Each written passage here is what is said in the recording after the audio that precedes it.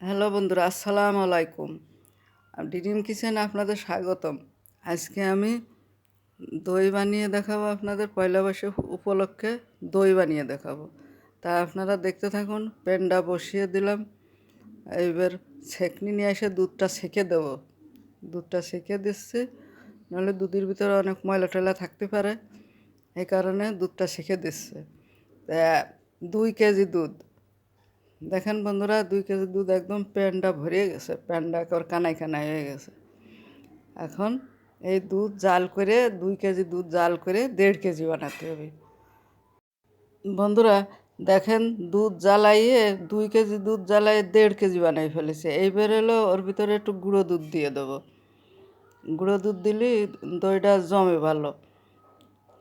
দুধটা ভালো করে নেড়ে চেড়ে মিশিয়ে নিয়ে দেবো। একবারে দুধের ওই পাতিলির উপর দিলে দুধটা যায়, জমাট বেঁধে যায়। অন্য একটা পাত্র দিয়ে দিলাম, এই 2 চামচ ক্যারামেল চিনি দিচ্ছে, ক্যারামেল বানাবো। এই 2 কেজি দুধের ভিতরে 2 চামচ ক্যারামেলই যথেষ্ট, এর চেয়ে বেশি আর লাগে না। তা এখন আস্তে আস্তে নেড়ে নেড়ে যখন একটু পানি দিলাম, হালকা একটু পানি পানি দিলে এই চিনিটা গলে ভালো, চিনিটা শক্ত হয়ে যায়। এই জন্য পানিটা দিয়ে আস্তে আস্তে নেড়ে নেড়ে যখন নেড়ে নেড়ে যে লাল যখন হবে, বেশি লাল হলে আবার ওই যে হয়ে যাবে না, তিতে হয়ে যায়। এই জন্য অল্প লালেই ঢেলে দিতে হয় দুধ।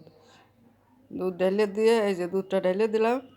এখন আর নাড়িয়ে ফেলতে হবে, নেড়ে নেড়ে ক্যারামেলটা দুধের ভিতরে মিশিয়ে নিতে হবে, না ক্যারামেলটা শক্ত হয়ে থাকে, তো ওটা নাড়লে দুধের ভিতরে মিশে যায়।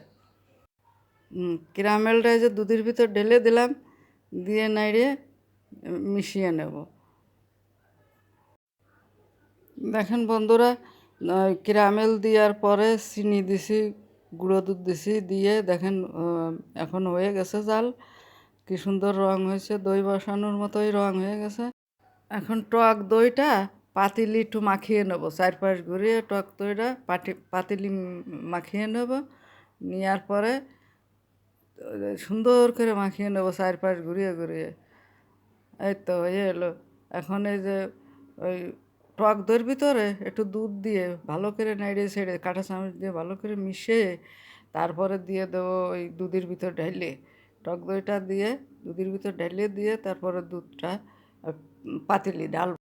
টক টক দই দিয়ে ওই জ্বালানো দুধ দিয়ে ভালো করে ফেটে মিশাচ্ছি। টক দই দিয়েও দই জমানো যায়, আবার মিষ্টি দই দিয়েও দই জমানো যায়। বন্ধুরা এই যে দইটা এখন পাতিলি ঢেলে দেবো, আস্তে আস্তে সব দুধ পাতিলি ঢেলে দেবো। ঢেলে নেওয়ার পরে তারপরে ঢেকে দেবো, পেপারের কাগজ দিয়ে ঢেকে দিয়ে। এই তো হয়ে গেছে ডালা, সুন্দর হয়েছে। বন্ধুরা পেপারের কাগজ দিয়ে সুন্দর করে মুড়িয়ে তাই গার্ডার দিয়ে আইটে দেবো। এই হলো গার্ডার, এই গার্ডার দিয়ে আইটে দিচ্ছি। আইটে দিয়ে আগলা করে তো আর ওই তোয়ালে দিয়ে ঢাকবো, আগলা করে তো হয় না, কিছু দিয়ে ঢেকে নিতে হয় কাগজ দিয়ে পেপার। বন্ধুরা এই চাদর দিয়ে ভালো করে করে নিয়ে তারপরে ওই যে দই বসাইছি, বিড়িয়ে মতো বানাই দই বসাই তোয়ালে দিয়ে এবারে ঢেকলাম। চলে আসি ছাদে, ছাদে এসে রোদি রাখতেছি, রোদি একবার তোয়ালে দিয়ে মুড়াই দিলাম। এইবার কম্বল দেবো, কম্বল দিয়ে ভালো করে মুড়িয়ে তারপরে রাখবো 5 ঘন্টা। 5 ঘন্টা পরে তারপরে আবার যাই খুলবো, খুলে দেখবো যে দইটা জমাট বাঁধেছে কিনা। বন্ধুরা 5 ঘন্টা হয়ে গেছে, আমরা এই দই বসাই দিয়ে গেছি ছাদে, এখন চলে এসেছি। এখন খুলে দেখবো যে দইটা কি জমিছে নাকি। যদি জমে তো তাহলে তো মাশাল্লাহ। খুলে দেখি দইটা জমিছে নাকি। হ্যাঁ, এই তো সুন্দর জমে গেছে, দেখুন কি কতটা সুন্দর হয়েছে, একদম দোকানের মতো দইটা জমাট বেঁধে গেছে।